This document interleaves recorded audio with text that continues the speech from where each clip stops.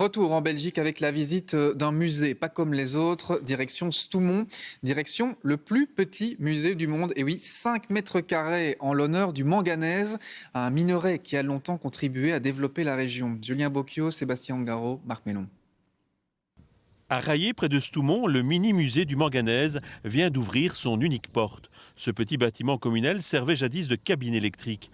Aujourd'hui, il met en valeur le manganèse. C'est un minerai, c'est un oxyde de manganèse en fait. Et ça, on va l'utiliser dans la sidérurgie. On transforme la fonte en acier et le manganèse intervient dans la transformation. Et ça améliore la qualité, certainement, de dureté, de résistance de l'acier. Dans la région, il ne reste que l'une ou l'autre trace de l'exploitation du manganèse. Ça a été exploité en 1880 et 1934.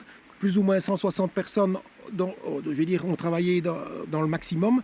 Et on a exploité plus ou moins 380 000 tonnes. Des outils anciens, des photos et des maquettes sont exposés. Des métiers sont mis en évidence.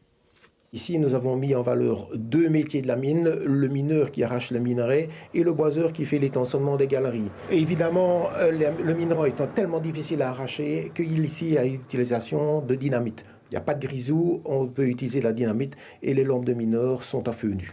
Avec ce mini-musée, le petit patrimoine rural est valorisé au sein du village. Il y a quelques années, nous avions restauré l'ancien château de Raillé pour valoriser le patrimoine des seigneurs, des barons de Raillé à l'époque. Et cette fois-ci, c'est le patrimoine populaire, le patrimoine des ouvriers que nous mettons en valeur. Le bâtiment est peut-être le plus petit musée du monde. J'ai vérifié sur Internet les dimensions du plus petit musée du monde. J'ai vu que c'était en France, que c'était un musée qui mesurait 20 mètres carrés. Or, le nôtre, il mesure 5 mètres 20. Donc, je ne désespère pas un jour de le faire reconnaître par le Guinness Book. Pour être à l'aise à l'intérieur du musée, il ne faut pas être plus de 2 personnes en même temps. L'entrée est gratuite. Attention, il n'y a pas d'issue de secours.